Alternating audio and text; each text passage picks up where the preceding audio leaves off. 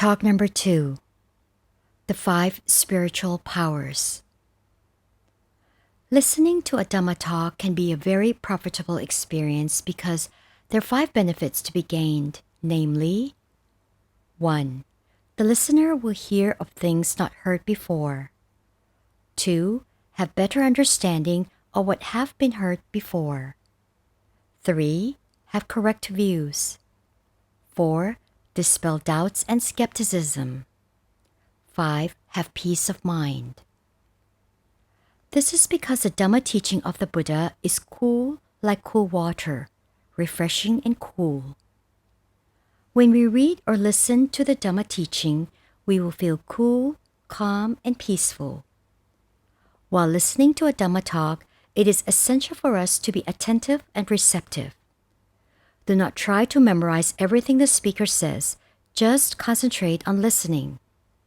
Be attentive to the sound of his voice that flows into our ears. Think of what he's saying. What we understand, we will remember. What we do not understand, we will not remember. But that doesn't matter. It is impossible to remember everything each time we listen because the speaker covers a wide range of topics. We should just listen. What we understand will be useful for us. When we understand something profoundly, we will say, I see. By listening repeatedly, again and again, we can gain better understanding of things previously not understood by us, and consequently eliminate doubts in our mind and help us gain a correct view of the world. Practicing meditation at a temple is like going from one place to another place. When we travel from home to this temple, we need transport to get us here. Likewise, when we wish to move from this point of our lives to a better one, because we're not satisfied with our present conditions and status, we need the Dhamma teaching of the Buddha to get us there. If we think we deserve something better than what we have now, or wish to be a better person, because right now we're not morally upright, or want to make more merits or punya, to be happier, then we must practice bhavana or mental development as practiced and taught by the Buddha. In order for our mind to develop to a higher level, it needs fuel to get there, just like a car, which needs fuel to move around. It needs gasoline to drive the engine, oil for lubrication, water for cooling, distilled water for the battery, and many other kinds of oil. If any of these things is missing, it will not run smoothly or deliver us to our destination. While driving, if there's not enough water to cool the engine, it will overheat and stop running. Without gasoline, it will not run. Without lubricating oil, the engine will stop running. Likewise, for us to go from our present status to a higher and better one, namely to be morally upright and wise, we need the fuel of Dhamma or the 5 spiritual powers to get us there. They are as follows. 1. Conviction or sattha. 2. Exertion or virya. 3. Mindfulness or sati. 4. Concentration or samadhi. 5. Wisdom or panya. We need these 5 spiritual powers to lead our mind to a better place, to heaven, to Nibbana, just like the Buddha and his noble disciples did. They all used these spiritual powers to propel their mind to achieve their goals. Conviction or faith is belief in the Buddha, the Dhamma, or the teaching, and the Sangha or noble disciples. We believe that the Buddha was an enlightened being, an arahant or pure one, whose mind was free of defilement or kilesa, as opposed to a puthujjana or ordinary worldling like all of us, who have not yet realized any of the 4 stages of enlightenment. We still have greed, hatred, and delusion, which subject us to dukkha or suffering. An arahant, on the other hand, no longer has any kilesa or spiritual defilement, namely, greed, hatred, and delusion. He is therefore free from all forms of suffering because the causes of suffering have all been eliminated. This is what the Buddha had achieved. He then taught it to others, to humans and devas or inhabitants of the heavenly realm. Teaching to human beings is something we can comprehend since the noble disciples were all human beings. They took up his teaching and eventually attained enlightenment and became arhants like him. There's no doubt about this. But teaching to devas or inhabitants of the heavenly realm is something else. I don't know if you believe in the devas or not. They are transparent and cannot be seen with our naked eyes. They can only be seen with spiritual eyes that can be developed by meditation. When the Buddha meditated, he used his spiritual powers to communicate with heavenly beings. That was the way he taught the devas. Every day the Buddha performed 5 daily duties. In the afternoon, he taught Dhamma to the laity, just as you are being taught today. In the evening, he taught Dhamma to the monks. Late at night, during meditation, he taught Dhamma to the devas. In the morning, before going out for alms, he would use his spiritual eyes to see whom he should bless first.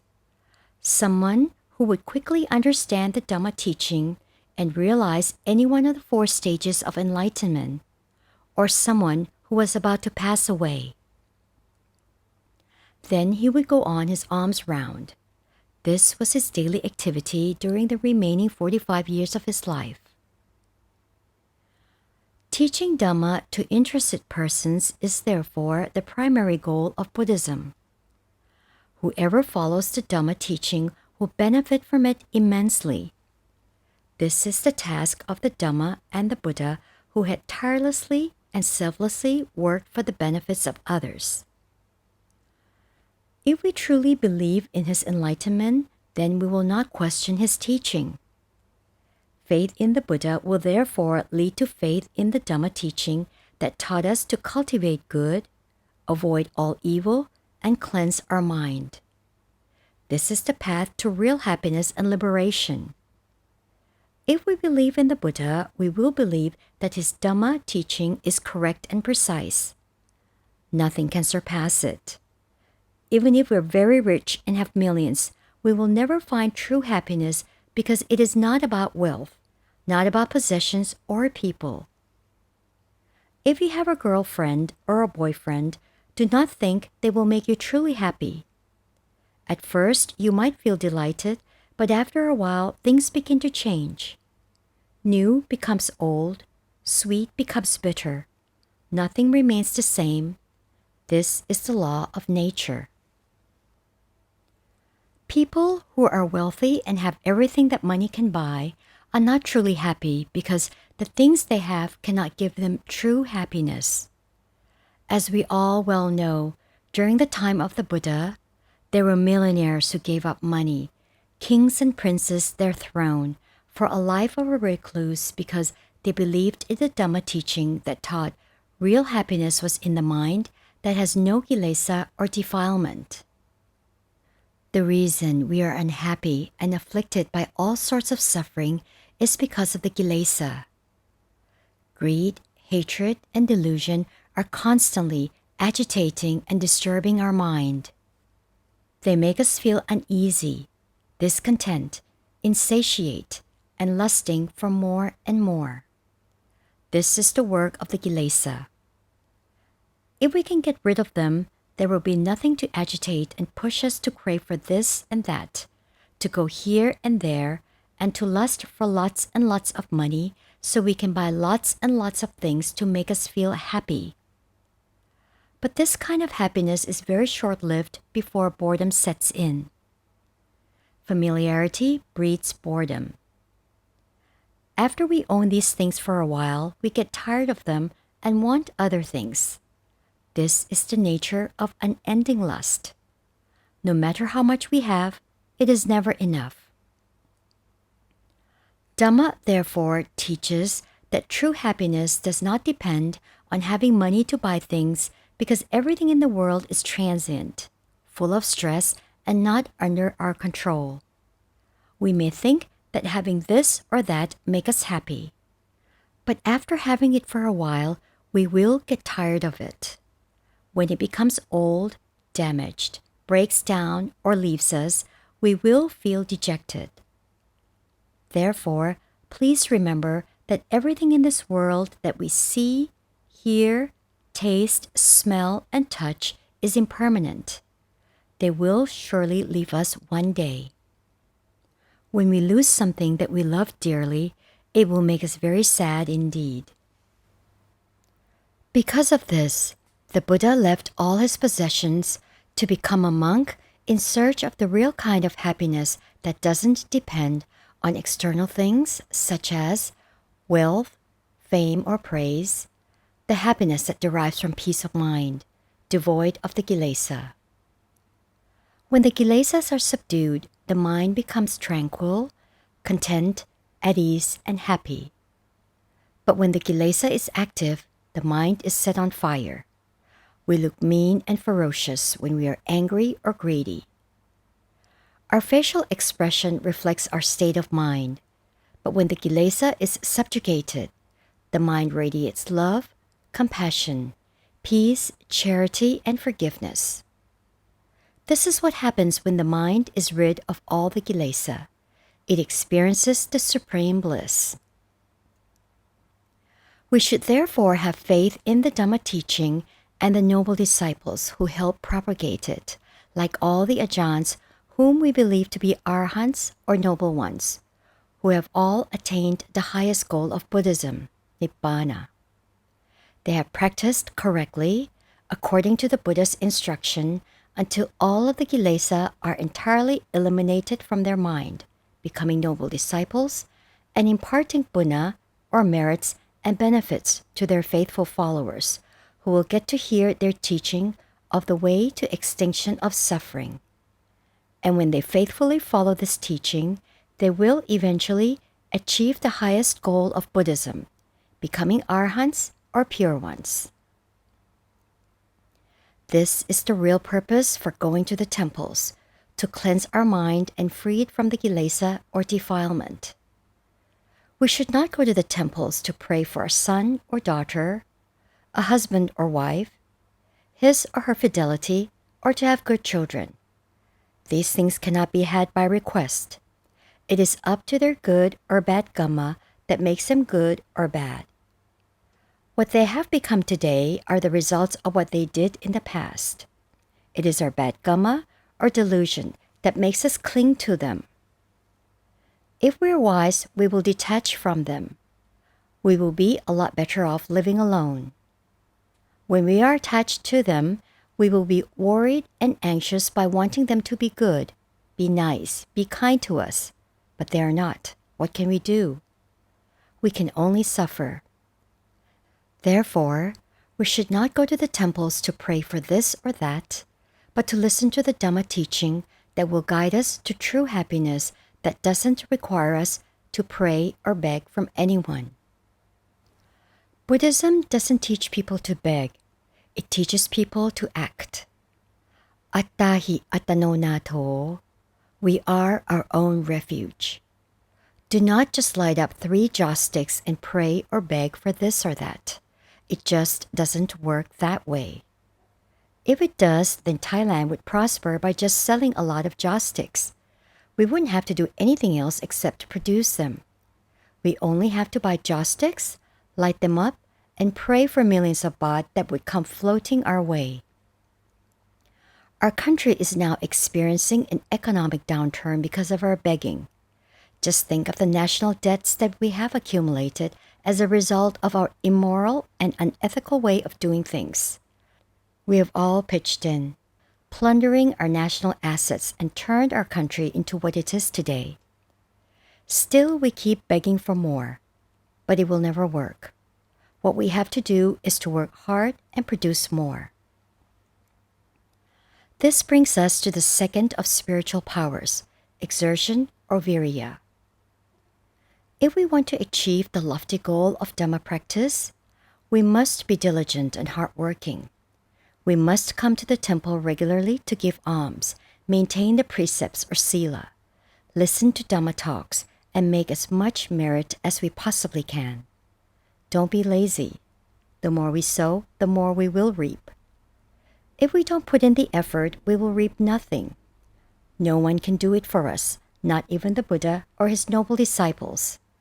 They can only point us the way, instruct us on how to realize the goal.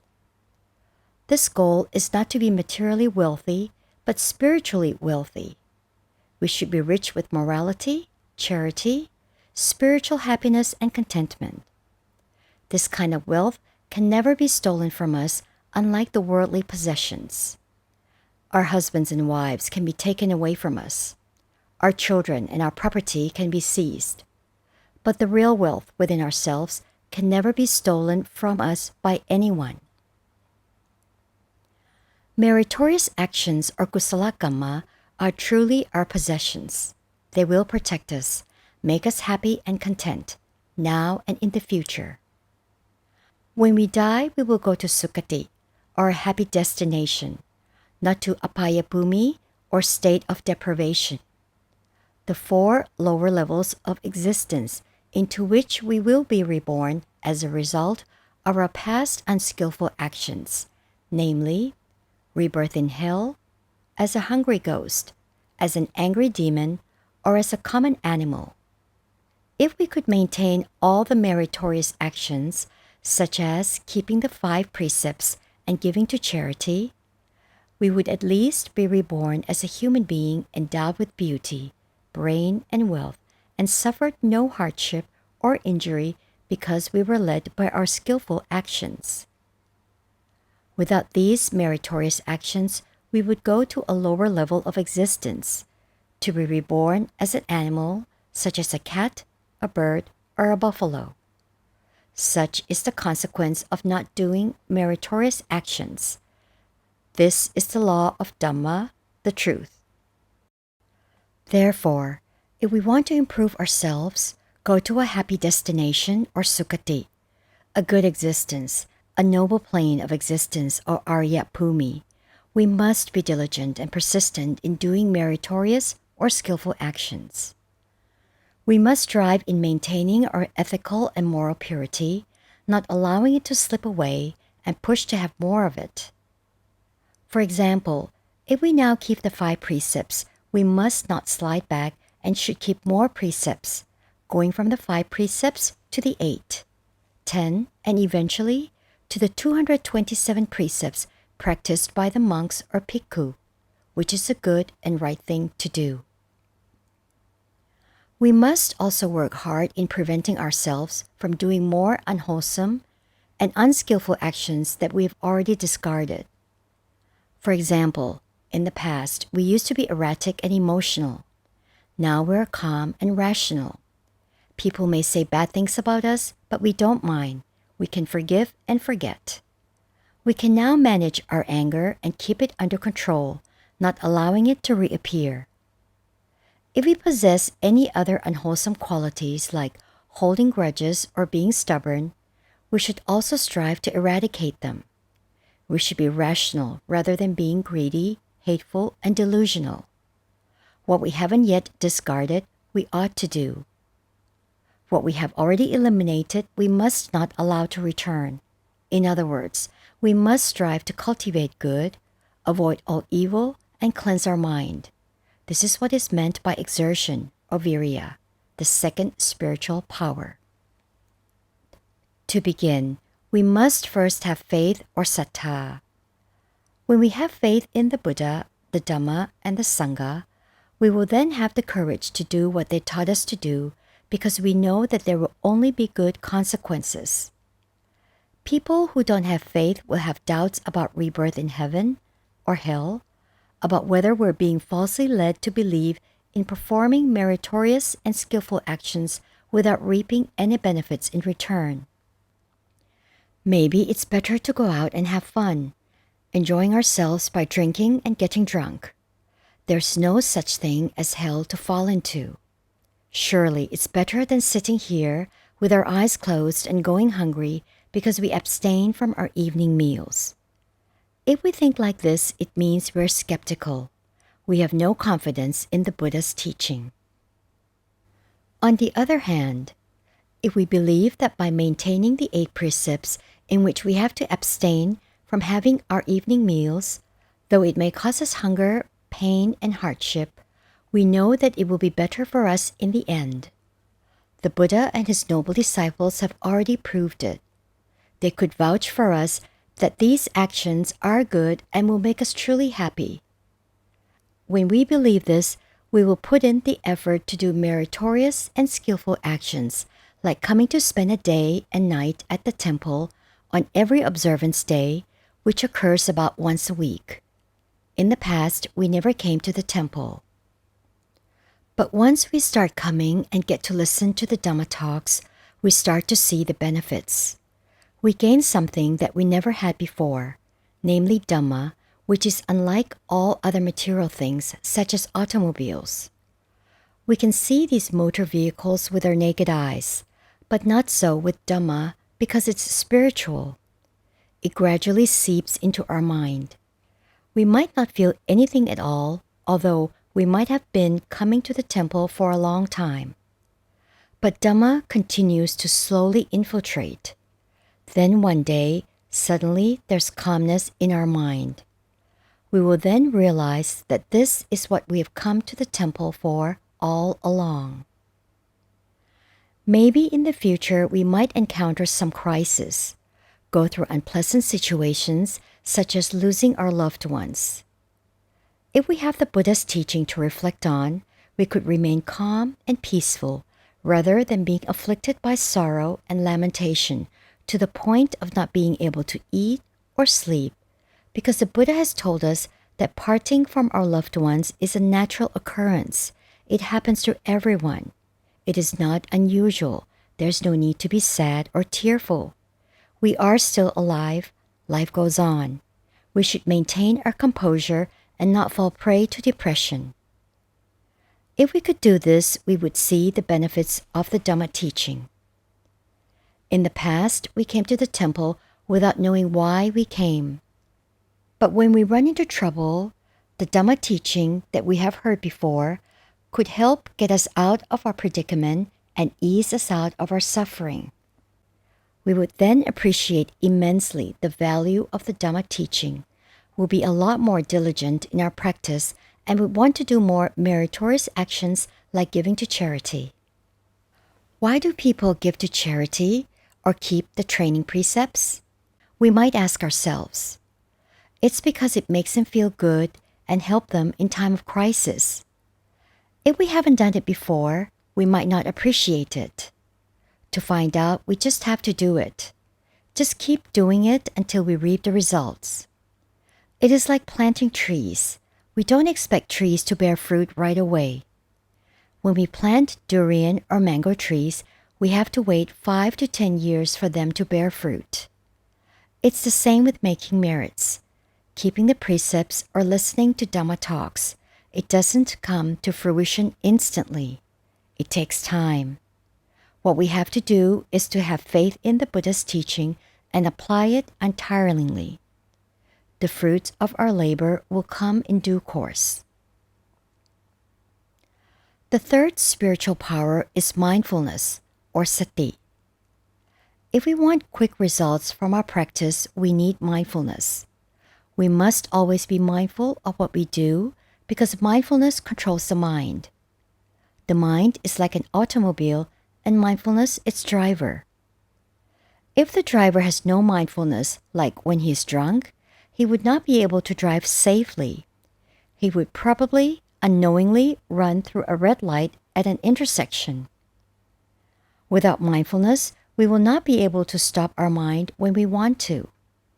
Without mindfulness to rein it in, we could go mad and do things that normal people dare not do. We could go berserk and eventually be incarcerated in a mental asylum because we have lost touch with reality. We have lost our mindfulness or sati.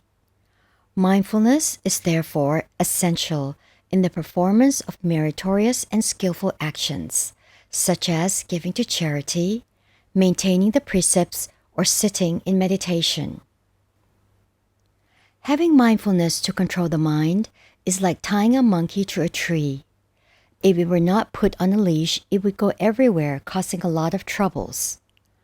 On the other hand, if it's tied to a tree, it couldn't go far. At first, it might struggle to free itself. After a while, it would get tired and stop struggling. It is subdued. Similarly, we can use mindfulness to control our mind. When we get angry or become greedy, if we have mindfulness, we would be able to stop our anger and greed. Mindfulness is therefore extremely essential and useful. When we lose our mindfulness, we would be like cars without brakes. We would misbehave and cause a lot of troubles for ourselves. People wouldn't respect or admire us but get sick of us. They would think that we are insane because we would do or say whatever we like without giving consideration to what is right or proper. We are driven by our whims and fancies. People would like to be associated with us. It's therefore imperative for us to have mindfulness if we want to excel and become a good and respectable citizen. Having mindfulness means we must always be mindful of our actions. We must be mindful of what we do or say. Our mind must always be in the present, here and now, not drifting away to some other place. If it does, we wouldn't be aware of what we're doing. For example, if our mind is thinking about something else while we cut meat or vegetables, we might cut our fingers instead. This is because we have no mindfulness. If we do, we would know all the time what we are doing. Without mindfulness, we wouldn't be able to thread the needle because our mind is drifting here and there. But when we have mindfulness to control the mind, we would be able to do it easily. Mindfulness is a very valuable tool that should be earnestly developed. One way to do this is to mentally recite Putto, Putto, Putto at all times. Whatever we do, just think of Putto. Concentrate on it. Do not let the monkey or our mind run away. Tied to a tree, that tree is Putto.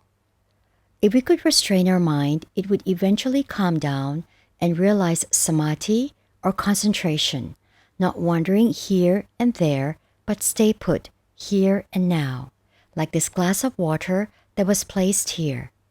It is still here and not going anywhere. Similarly, if we use mindfulness to control our mind, we would be able to concentrate and remain still.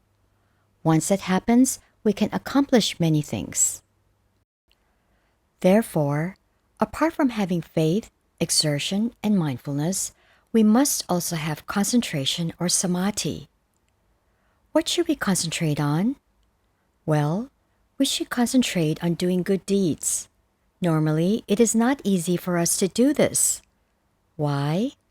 It's because our mind tends to drift with our emotions. On days when we feel charitable, we want to make a charitable contribution, we would do it. On other days when we don't have that feeling, we wouldn't do it. But when we have samadhi or concentration, we would be doing good deeds all the time. Refraining from doing evil would also be easy to do because the mind is now primed by samadhi to do it. We would then be always concentrating on refraining from doing evil and cultivating good deeds. To be successful in our endeavor, we must therefore have concentration or samadhi. It is therefore imperative to meditate on a regular basis, at least once or twice a day. After we get up in the morning, wash our face, and brush our teeth, we could start with some chanting. It's a form of meditation. If we could do it for half an hour or an hour, it would help calm the mind down. The mind would stay put, not wandering around. If we don't like chanting, we could meditate by mentally recite Putto, Putto, Putto. Do it as long as we possibly can. Have an hour, or 2 hours. This is the way of training the mind to keep still with the aid of mindfulness. If we meditate without mindfulness, the mind will drift away. While chanting, if we also think of some other things, it means the mind is not concentrating nor being mindful. For example, while we chant Arahang Samma Sambuddho, etc., and also think of what we're going to do today, it means we're not being mindful. We're chanting, but our mind is also thinking about something else. This will not yield the desired result. The mind will not stay put. To keep it still, we must be only mindful of what we're chanting. If we chant Arahang Samma Sambuddho, then Arahang Samma Sambuddho must be the only thing on our mind. Don't let other things in. Our mind must be focused on only one thing. If it is, it will stay put. If there are 2 or 3 things on our mind, it will wobble, drifting back and forth, unable to keep still or calm down. It will become restless. This restlessness is caused by the defilement or kilesa, such as love, hatred, boredom, and the like. They will upset us, make us unable to do good. For example, today we plan to go to the temple to make some merits, but when we saw something not to our liking, it put us off, and we decided then and there not to go. This could happen because the mind is not set. We have no samadhi, so we should keep on meditating. We can meditate all the time no matter where we are or what we do. We can do it while driving. Just don't close your eyes. While driving, we can recite Putto, Putto, Putto in our mind while concentrating on driving. This is a form of meditation. While eating, concentrate on eating. Reading, concentrate on reading. Working, concentrate on working. We don't have to wait until we can go to the temple, to a quiet place, or to sit in front of a Buddha image in order to meditate. That will be too late. Why? It's because the kilesas are always active and ever present. Greed and hatred can pop up anywhere, anytime. They don't wait until they get on the stage to reveal themselves. They don't operate that way. Whenever we see something, greed or hatred can pop up right away. To fight them, we must use Dhamma. To stop them, we must use mindfulness and samadhi. Fighting the kilesa is a 24 hours, 7 days job, from the time we get up in the morning until the time we fall asleep. We must always be on guard, be mindful all the time of our thoughts. Is it about greed or anger? If it is, we must use mindfulness to stop them. We must remind ourselves that they're not good. They are like fire. When we hate, become greedy, or lustful, we're setting our mind on fire. When we're not greedy or hateful, we would feel cool and at ease. Greed and anger can only be stopped by mindfulness. We must, therefore, strive to develop mindfulness and meditate all the time. When we have free time, instead of looking at comic books or fashion magazines, we should mentally recite Putto, Putto, Putto. Our mind will be cool, happy, and relaxed. It will focus on doing good, like meditating and developing samadhi or mental stability that will assist in our quest for the noble goal of spiritual purity. Finally, the 5th and the last of the spiritual powers that will assist us in our spiritual advancement is wisdom or panya. To have wisdom is to be wise as opposed to being ignorant.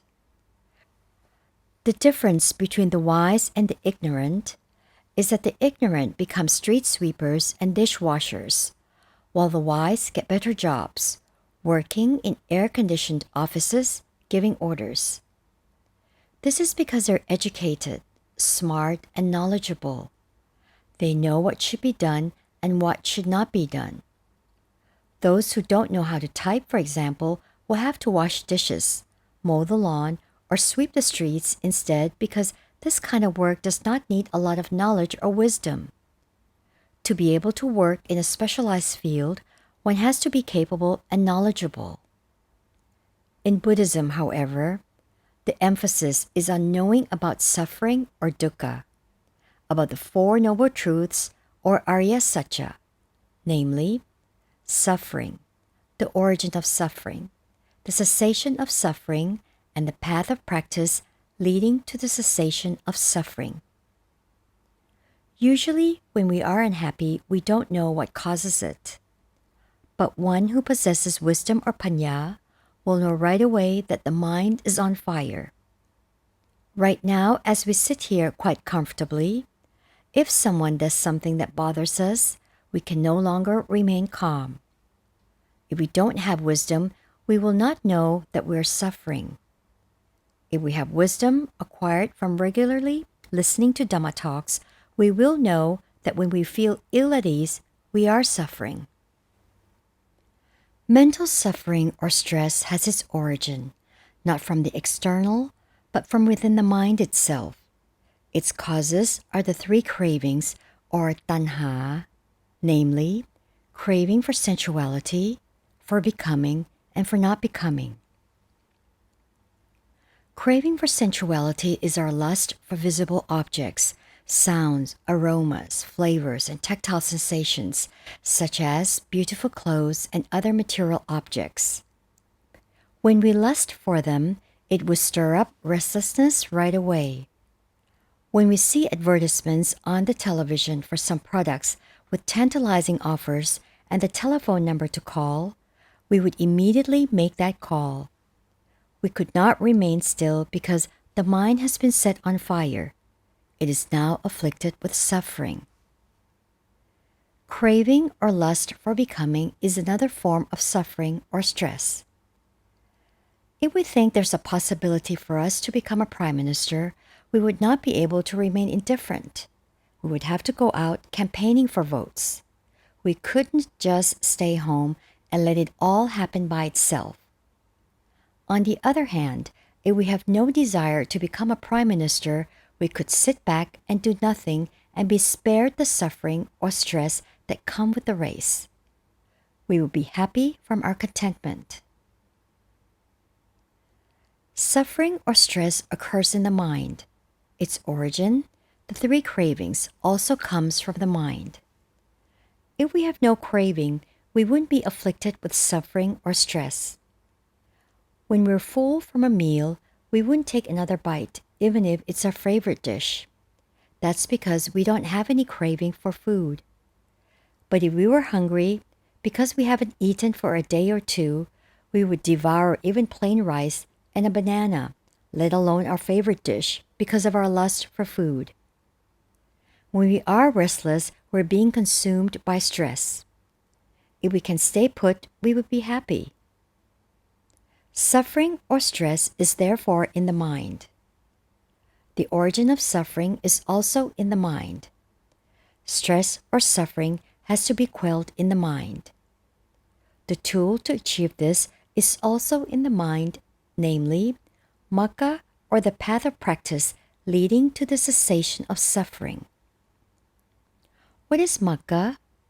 Mindfulness and wisdom, or sati and panya, as mentioned before, are the components of Magga along with faith, exertion, and samadhi. We just have to realize that our craving causes our suffering or stress. Once we do, all we have to do is to give up our craving. For example, we are already full from a meal, but still crave for more, especially when we see some tantalizing dish on an advertisement. The mind wants to run to the refrigerator to grab some more food. If we are mindful of our thoughts, we could tell the mind that we have just finished eating. If we eat again, we would get fat and gain weight. The cholesterol would be higher, the blood pressure would increase, and we would die sooner. This thought would stop us and put a brake on our craving. When the craving has been eliminated, the mind will become calm and peaceful. In Buddhism, this is wisdom.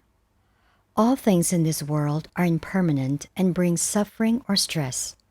Don't be attached to visible objects, sounds, aromas, flavors, tactile sensations, wealth, status, praise, and sensual pleasures that we treasure so much. When we acquire wealth, we feel so happy. But in the eyes of the wise, they are the source of unhappiness if they're more than what is needed for existence. When we have more than we need, they become a mental liability, causing restlessness and anxiety, driving us to spend and to acquire more and more, locking us in this vicious cycle of acquisition and spending, never ever find peace of mind and contentment. Don't ever think that wealth, status, praise, and sensual pleasures can bring true happiness because it's transient. It comes and goes. When we get rich, we feel happy. When we become poor, we are unhappy. When all the money is gone, there could be no greater suffering. But if we, like monks, were used to living without money, we would not suffer. Life can go on, just having enough to eat each day. Use your head and come to the realization that true happiness comes from contentment. No more greed, hatred, delusion. No more craving for sensuality, for becoming and for not becoming. No more craving to become a lieutenant, a general, a director, a Miss Universe. If we want them, we would have to go after them. If we don't, we could stay put and be truly happy. The origin of all sufferings or stresses is the three cravings. To get rid of them, we must use wisdom or panya in order to make us realize that they don't give us true happiness. True happiness is in the mind that has quelled all the cravings. If we possess the 5 spiritual powers, namely faith, exertion, mindfulness, concentration, and wisdom, we would have the tools to eliminate the kilesas and vanquish suffering or stress from our mind. Please develop these 5 spiritual powers as much as you possibly can, then true happiness will eventually be your possession.